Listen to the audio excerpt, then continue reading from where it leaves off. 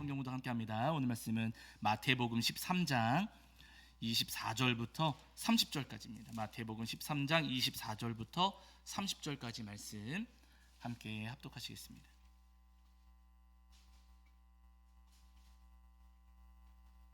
마태복음 13장 24절부터 30절입니다. 마태복음 13장 24절부터 30절. 자, 마태복음 13장 24절부터 30절까지 우리 찾으신 줄 알고 한 목소리로 합독하겠습니다. 함께합니다.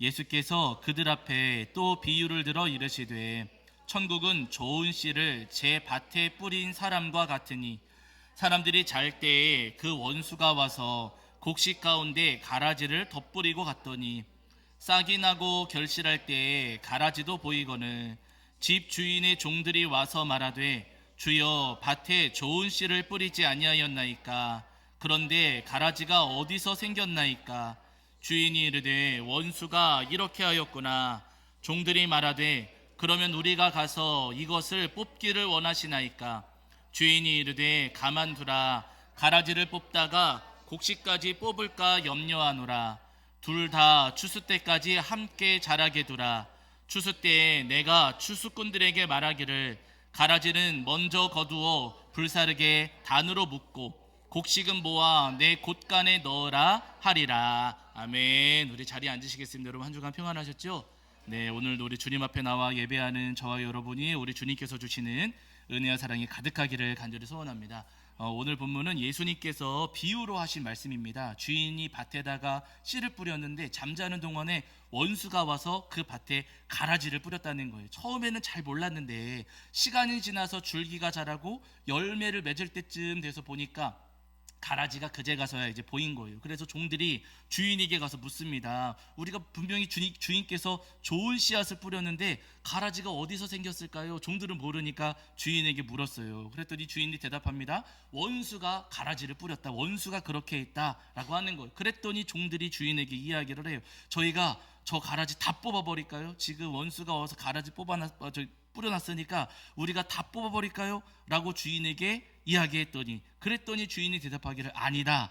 가라지 뽑다가 가라지와 함께 밀까지 뽑아버릴 수가 있으니 그냥 내버려 두어라. 추수 때까지 그냥 두어라. 추수할 때가 되면은 내가 추수꾼을 시켜서 먼저 가라지를 뽑아내고 밀은 내 곳간에 거두어 드릴 것이다 라고 주인이 이 종들에게 대답을 해줍니다. 굉장히 재미있는 말씀인데 그러나 말씀을 읽어가면서도 이게 정확하게 무슨 의미인가 우리 마음에 걸림이 되고 어렴풋하게 알 듯 말 듯한 그런 말씀입니다. 그러나 여러분 참 감사한 것은요, 예수님께서 비유로 말씀하시긴 하셨는데 이 비유에 대한 풀이 해석을 알려주셨을까요? 안 알려주셨을까요?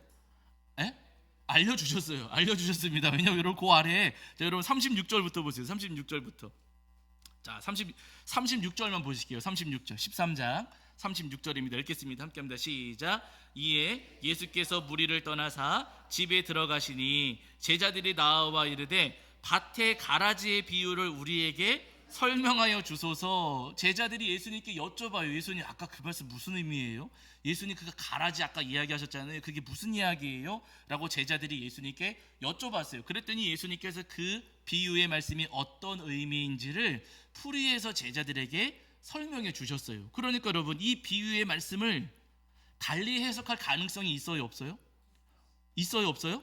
없어요. 신천지 사람들은 요거 가져다가 이제 또 자기들 나름대로 이상하게 막 엮어가지고 무슨 짝짝게 한다 그러면서 엉뚱하게 풀이해갈지 모르겠지만 여러분 그럴 가능성은 없습니다. 왜냐하면 예수님께서 설명하셨어요? 안 하셨어요? 하셨어요. 그러니까 이 비유의 말씀은 예수님의 설명을 따라서 이해하는 것 그거 한 가지밖에 없다는 거예요. 다른 해석의 가능성은 없습니다. 예수님의 풀이를 따라서 이 말씀을 이해하면 여러분 이런 이야기예요. 주님께서 세상에 좋은 씨를 뿌리셨다는 겁니다. 하나님의 백성들을 세상에다가 뿌려 놓으셨어요. 하나님의 백성들을 세상에다가 우리 주님께서 심으셨습니다. 그런데 원수가 와가지고 몰래 가라지를 뿌렸어요. 이 원수가 악한 사람들을 세상 속에다가 똑같이 뿌려 놓았다는 겁니다. 하나님의 백성들과 악한 사람들이 이 세상에서 뒤섞여 살아가는 거예요. 그러니까 주님의 종들이 주님께 묻습니다. 밭에 있는 가라지 이 악한 사람들 우리가 다 뽑아버릴까요? 주님께 여쭈었더니 주님께서 대답하시기를 아니다. 그 악한 사람들 뽑아내려다가 하나님의 백성들까지 다칠 수가 있으니 그냥 내버려 두어라. 중요한 건 그 다음이에요. 추수할 때가 되면은 악한 사람들은 징계할 것이고 하나님의 백성들은 내 곳간에 천국에 들어가게 할 것이다 하시고 예수님께서 이 비유의 말씀을 주셨다는 거예요. 여러분, 저는 이 말씀 묵상하면서 이제 설교 준비하면서 이 말씀 묵상하면서 제 안에 두 가지 마음이 들었습니다. 첫 번째는 제 마음이 너무나도 기뻤어요. 왜냐하면은 여러분, 우리 주변에 못된 사람들, 악한 사람들 있습니까 없습니까? 예? 우리 주변에 악한 가라지 있어요 없어요? 집에 있어요 없어요? 집에는 없어요. 집에 없어요. 아니, 큰일 났네 이거. 집에 둘이밖에 안 사는데 집에 누가 있어요? 집에는 없는데 큰일 날 뻔했어. 여러분, 집에는 없는데 우리가 세상 살아가다 보면은요, 우리 주변에 악한 가라지 있습니까 없습니까? 있어요. 우리가 만나는 사람들 가운데 또 여기저기 부딪히고 겪는 사람들 가운데 여러분, 가라지들이 분명히 있습니다. 그런데 주님께서 약속하시기를 그 가라지들을 어떻게 한다고요? 마지막 때가 되면 다 뽑아가지고 꽉 묶은 다음에 여러분 불못에다가 던져버리신다는 거예요. 여러분, 좋아요 안 좋아요? 무섭기도 하지만 그렇죠. 무서운 마음도 있지만 나를 힘들게 하고 불쌍하기도 하고 나를 힘들게 하고 나를 괴롭게 하는 그 악한 사람들을 주님께서 징계하신다고 하시니 와, 악한 자들은 주님께서 벌하시는구나. 우리 마음에 기쁘고 평안한 마음이 있을 수 있습니다. 그런데 중요한 것은 두 번째 마음. 제 마음의 첫 번째는 와, 못된 사람들 혼내주시니까 와, 잘됐다 하는 마음도 있었지만은요, 그 다음에 제 마음속에 우리 성도님들 가지셨던 것처럼 두 번째 마음, 두려운 마음이 찾아왔어요. 이 말씀을 읽어 내려가면서 문득 제 마음에 그런 질문이 던져졌습니다. 나는 알곡인가 가라지인가? 제 마음속에 가라지들은 하나님께서 묶으셔가지고 벌하신다. 와, 잘됐다. 하나님께서 그렇게 하시는구나. 결국에는 악한 사람들의 벌을 받는구나. 그 말씀을 통해서 제 마음에 기쁨이 찾아오긴 했지만은요, 조금 지나가니까 그러면 나는 가라지인가 알곡인가? 나는 하나님께서 심으신 하나님의 백성인가 아니면 원수가 뿌려놓은 악한 사람인가? 제 마음속에 질문이 던져지면서 제 마음속에서 두려운 마음이 찾아오기도 했습니다. 여러분, 우리는 보통 우리 자신을 좋은 쪽에 놓습니까? 나쁜 쪽에 놓습니까? 우리는 항상 우리를 좋은 쪽에 놔요. 영화를 봐도 나는 착한 편이에요? 나쁜 편이에요? 나는 착한 편이에요. 성경을 읽어가면서도 여러분, 나는 좋은 쪽이에요? 나쁜 쪽이에요? 좋은 쪽에 있어요. 그래서 여러분, 예수님께서 막 바리새인들 예수님께서 막 책망하실 때 나는 바리새인입니까? 예수님의 제자입니까? 나는 예수님의 제자라 생각하고 맞아, 바리새인들 혼나야 돼 하면서 나는 제자이고 다른 사람은 바리새인이다 이렇게 생각하기가 쉽습니다. 엘리야가 바알 숭배자들하고 여러분 싸웠잖아요. 나는 엘리야 편에 있어요? 바알 숭배자 편에 있어요? 나는 당연히 엘리야 편에 있는 것처럼 우리는 그렇게들 생각을 한다는 거예요. 요셉이 형들로부터 괴롭힘을 당했는데 여러분, 나는 동생을 괴롭힌 형들입니까? 괴롭힘 당한 요셉입니까?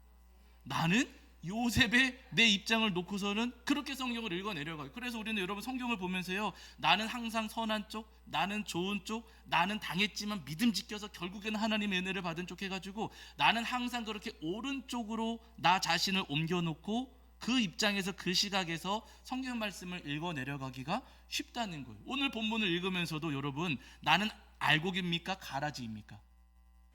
네, 우리는 이 말씀 읽어 내려가면서 나는 가라지다 이런 생각하고서 읽지는 않아요. 나는 알곡이고 가라지들은 저렇게 벌 받는구나 라고 알곡의 입장에서 이 말씀을 읽어 내려갑니다. 그런데 여러분, 우리가 한 번쯤은 아니에요. 한 번은 안 되고요. 우리 스스로가 날마다 깨어서 우리 자신을 돌아볼 필요가 있다는 거예요. 내가 정말로 알곡인지, 혹시나 내가 가라지가 되어 있지는 않은지를 우리 스스로 진지하게 돌아보고 우리 스스로를 살펴보실 필요가 있다는 겁니다.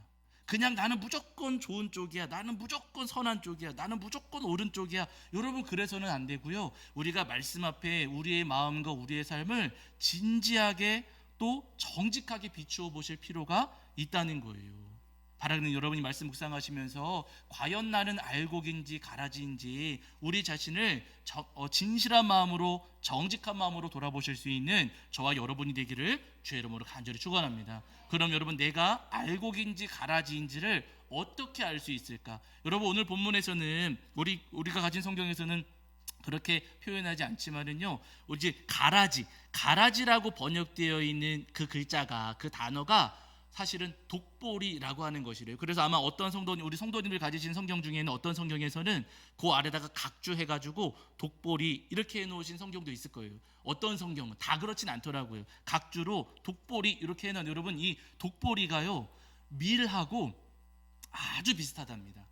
이 독보리가 이렇게 이제 싹이 나오고 줄기가 자라고 이렇게 자라날 때에는 밀하고 구별이 안 된대요. 그런데 이 독보리가 언제쯤 가서 구별이 되냐면은요, 열매 열릴 때, 이제 열매가 연글 때쯤 되면은 그제 가서야 이 독보리가 구별된다는 거예요.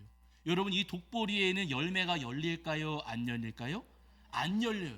밀에는 이 밀 열매가 이제 일이 연글게 되지만은요, 그러나 이 독보리에는요 아무런 열매도 열리지가 않습니다. 그러니까 여러분, 알곡과 가라지를 구별하는 아주 중요한 차이 한 가지, 그 기준은 뭐냐면은요, 열매가 있느냐 없느냐. 그래서 여러분, 예수님께서 마태복음 7장에서 말씀하셨어요. 여기는 찾아보시게. 마태복음 7장 20절입니다. 마태복음 7장 20절. 마태복음 7장 20절입니다.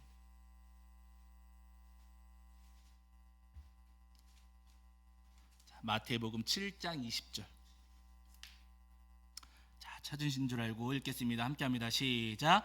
이러므로 그들의 열매로 그들을 알리라. 한 번 더 하실게요. 시작. 이러므로 그들의 열매로 그들을 알리라. 아멘. 뭐로 안다고요? 열매로 그들을 알리라. 예수님께서 하신 말씀이세요. 열매를 보고 알 수 있다는 겁니다. 알곡인지 가라지인지는 열매를 보고 알 수 있다는 거예요. 여러분, 교회에 왔다고 해서 전부 다 알곡이냐? 솔직히 그렇지가 않습니다. 여러분, 목사라고 해서 전부 다 알곡이냐? 그렇지가 않습니다. 저도 목사지만은요, 목사라고 해서 전부 다 알곡이냐? 아니에요. 여러분, 목사 가운데에도 가라지가 맞아요. 많습니다. 아주 많습니다. 저도 목사지만은요, 부끄러운 이야기지만은요, 목사 가운데에도 가라지가 있을 수 있어요. 여러분, 목사라고 해서 괜찮고 교회 다니니까 괜찮고, 여러분 그러지가 않고요. 무엇으로 알 수 있느냐? 뭐로요? 열매로 알 수 있다는 거예요. 내 안에 열매가 있느냐 없느냐, 그 열매를 기준으로 내가 정말로 알곡이냐 가라지이냐가 구별되고 확인할 수 있다는 겁니다. 이 열매가 어떤 열매인가? 바울 사도는요, 우리에게 열려야 될 열매가 무엇인지를 우리에게 말씀해 주셨어요. 여기도 한번 찾아보실게요. 자, 갈라디아서입니다. 갈라디아서. 그러면 어떤 열매가 있어야 되느냐? 자, 갈라디아서 5장 22절부터 23절입니다. 제가 가진 성경에서는 신약 성경 308페이지 정도에 갈라디아서 5장 22절부터 23절입니다. 갈라디아서 5장 22절부터 23절. 제가 가진 성경에서는 구약 성경 308페이지 정도에 있습니다. 5장 22절부터 23절. 갈라디아서 5장 22절 23절입니다. 신약 성경 갈라디아서 5장 22, 23절 말씀. 우리 찾으신 줄 알고 한 목소리로 합독하겠습니다. 함께합니다. 시작. 오직 성령의 열매는 사랑과 희락과 화평과 오래 참음과 자비와 양선과 충성과 온유와 절제니 이 같은 것은 금지할 법이 없느니라. 아멘. 성령의 열매에 대해서 말씀하셨어요. 모두 몇 가지예요? 9가지. 그래서 성령의 9가지 열매, 우리가 그렇게도 이야기하는데요. 우리에게 열려야 될 열매, 그 열매는 어떤 것들이냐? 사랑과 희락과 화평과 오래 참음, 자비, 양선, 충성, 온유, 절제라고 하는 거예요. 내가 정말로 알곡이라면은요, 이런 열매가 내 안에 열려 있어야 된다는 거죠.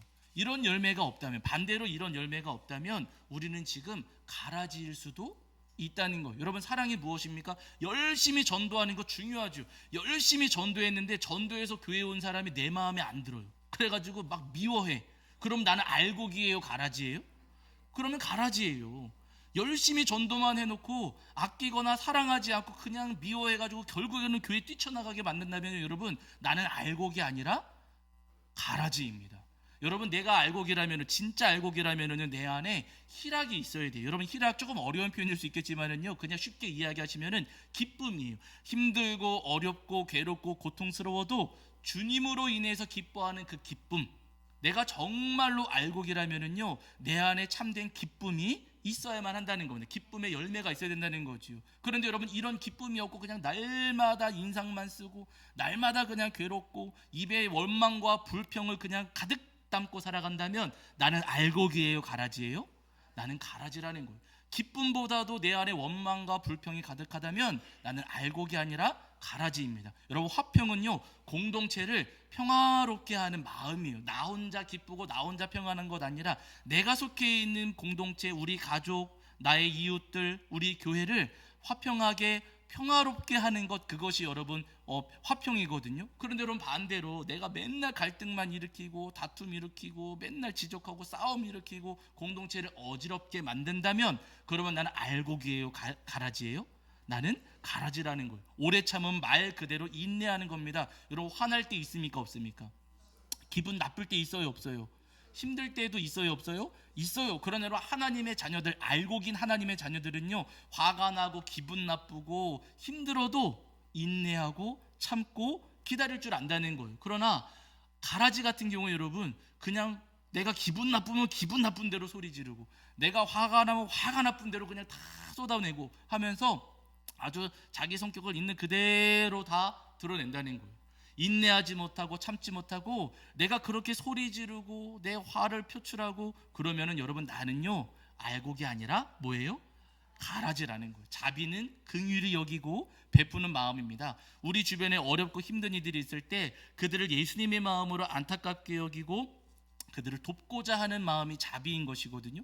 하나님의 자녀들은요, 여러분, 긍휼히 여기는 마음이 당연히 있다는 거예요. 하나님의 자녀이니까. 그런데 여러분, 오히려 그 사람 왜 도와줍니까? 지금 내 코가 석자이고 우리도 어려워 죽겠는데 그 사람 못하러 도와줍니까? 그거 도와줘봐야 맨날 수먹는 서버인데 그거 못하러 도와줍니까? 하면서 인색하게 한다면 여러분, 나는 알곡이에요, 가라지예요?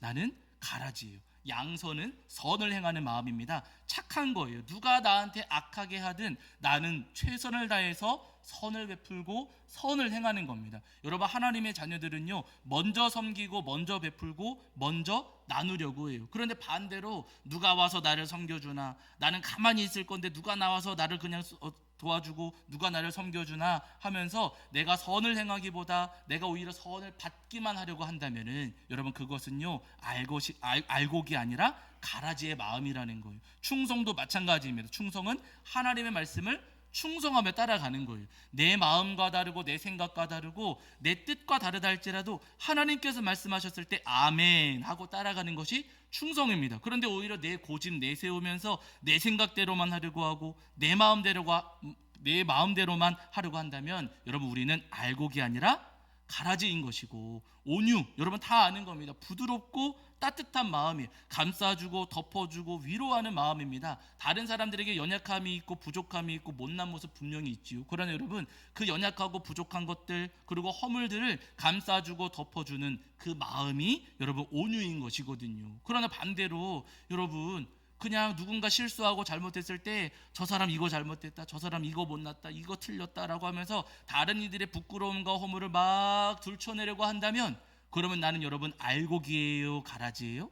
가라지라는 거예요. 여러분, 절제, 욕심 부리지 않는 겁니다. 주님께서 나에게 주신 것에 만족하고 여러분, 더 이상 내가 욕심 부리지 않고 자족할 줄 아는 것.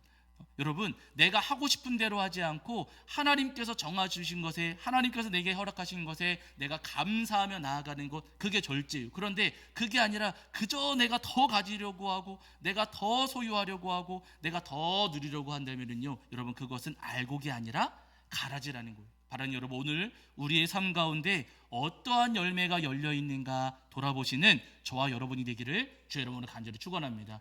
혹시라도 내 안에 이런 열매가 보이지 않는다면, 내가 알곡이라고 생각했지만 내 안에 이런 열매가 지금 보이지 않는다면요, 주님, 가라지와 같은 저를 용서하여 주시옵고 주님 제 안에도 성령의 열매가 열릴 수 있도록 주님 저를 고쳐주시고 저를 빚어주시옵소서 기도하시는 저와 여러분이 되기를 주의 이름으로 간절히 축원합니다. 여러분 성경을 보시면 예수님께서 예루살렘에 들어가시는데 그때 예수님께서 시장하셨어요. 저 멀리에 무화과 나무 하나가 보였습니다. 무화과 나뭇잎이 막 무성하게 잎이 달려가지고 멀리서 봐도 와, 저 무화과 나무는 뭔가 대단한 무화과 열매들이 많이 열려 있을 것처럼 그렇게 보였어요. 그래서 예수님께서 시장하시니까 그 무화과 열매를 드시려고 무화과 나무 가까이 가셨습니다. 잎이 무성한 그 나무 가까이 가셔서 그 나무 아래 가셔서 무화과 나무를 보시니까 열매가 있어요, 없어요?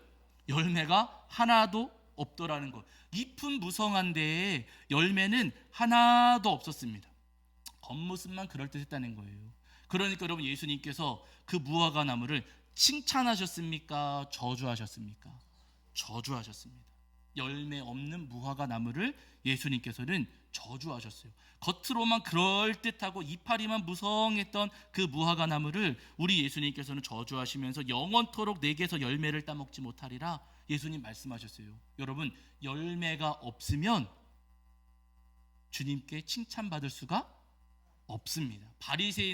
여러분 바리새인들 정말로 거룩해 보였거든요. 이 사람들은 걷는 걸음걸이도 거룩해 보였고 입은 옷, 그냥 옷차림새도 거룩해 보이고 말할 때 거룩해 보일까요?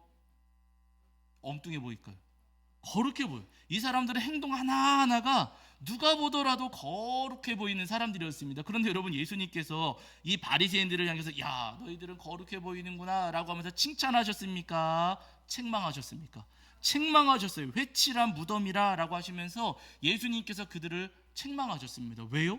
겉모습은 그럴듯하지만 열매가 있어요, 없어요? 열매가 없었으니까. 여러분 우리도 마찬가지입니다. 우리의 믿음이 이파리만 무성하고 겉으로만 그럴듯하고 입술로만 여러분 그렇게 대단한 것처럼 우리가 아무리 꾸밀지라도 우리 안에 열매가 없다면은요 주님께로부터 절대로 칭찬받을 수가 없다는 거예요.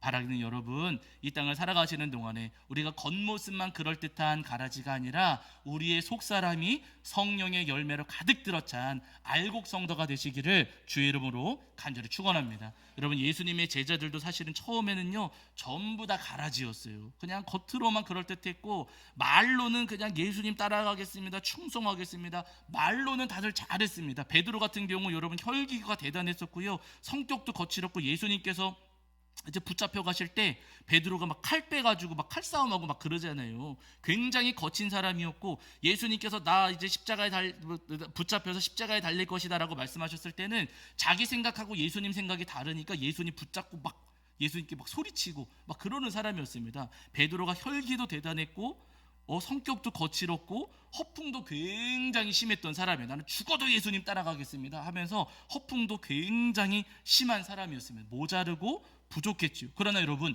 이 베드로 겉모습만 그럴듯한 가라지 같은 모습이었지만 이 베드로가 결국에는 열매를 맺습니까? 안 맺습니까? 열매를 맺어요. 이 못난 베드로도 결국에는 열매를 맺습니다. 나중에 예수님 십자가에 달려 돌아가셨다가 3일 만에 부활하시고 베드로를 다시 만나셔서 조용히 베드로에게 물으시잖아요. 베드로야 내가 나를 사랑하느냐? 라고 예수님께서 베드로에게 물으셨습니다. 예전에 베드로였다면 여러분 어떻게 대답했을까요? 예전에 베드로였다면 예수님 저 모르세요? 저 예수님 누구보다도 예수님 사랑합니다 하면서 아마 베드로는 큰 소리 빵빵 쳤을 겁니다. 그런데 여러분 이 베드로가 그 가라지의 모습 다 버려지고 그 마음에 열매가 열렸어요. 그러니까 예수님께서 내가 나를 사랑하느냐라고 물으셨을 때 큰 소리 칩니까 안 칩니까? 큰 소리 안 쳐요. 허풍 안 떨어요. 베드로가 예수님께 고백할 때 제가 주님 사랑하는 줄 주님께서 아십니다 하면서 겸손히 고백합니다. 베드로의 마음 가운데에도 열매가 결국에는 열렸다는 거예요. 그러니까 예수님께서 이 베드로에게 내 양을 먹이라, 내 양을 치라 하시면서 베드로에게 사명을 맡겨주시고 베드로를 통해서 놀라운 역사를 또 이루어 가셨다는 겁니다. 여러분 베드로만 그런 게 아니라 요한도 마찬가지예요. 여러분 제가 자주 말씀드렸지만 이 요한에게 별명이 있었잖아요. 별명 보아너게. 보아너게라고 하는 별명이 있었는데 뜻을 풀이하면은요 천둥 번개의 아들이 우레의 아들이라고 하는 뜻인데 그만큼 이 요한의 성격이 거칠고 번개처럼 거칠고 성급하고 요란했다는 거예요. 그냥 뭐만 있으면 우르르 꽝꽝 하면서 막 소리치고 아주 성급한 사람이었습니다. 그런데 여러분, 우리는 이 요한을 우리의 아들로 기억하지를 않아요. 우리가 기억하고 있는 요한의 별명은 뭐예요? 우리는 뭐라고 기억해요? 사랑의 사도, 이렇게 기억을 하고 있잖아요. 우리의 아들이었던 이 요한도 여러분 결국에는 변화가 되어가지고 사랑의 사도가 되었어요. 변화되고 열매를 맺었습니다. 그러니까 여러분, 예수님께서 이 요한에게, 예수님께서 십자가에 달리셨을 때 요한에게 누구를 부탁하세요? 예수님의 어머니 마리아를 부탁하십니다. 아들이니이다 말씀하시잖아요. 우리의 아들이었지만은요, 열매를 맺으니까 누구의 아들이 되었어요?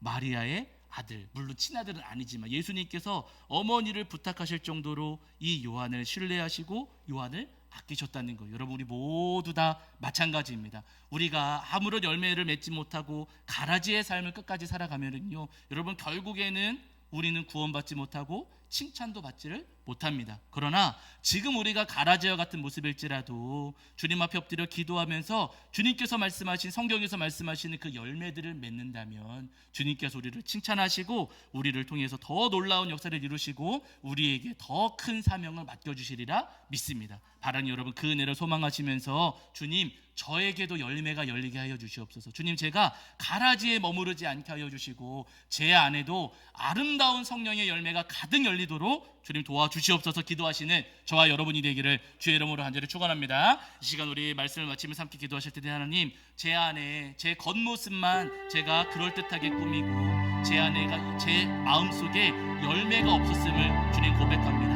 하나님, 그저 겉모습만 그럴듯하게 치장했던 저의 어리석음을 주님 용서하여 주시옵고 이제는 저를 돌이키셔서 제 안에도 하나님 거룩한 성령의 열매가 열릴 수 있도록 주님 도와주시옵소서. 이 시간 주여 한번 부르시고 함께 기도하시겠습니다.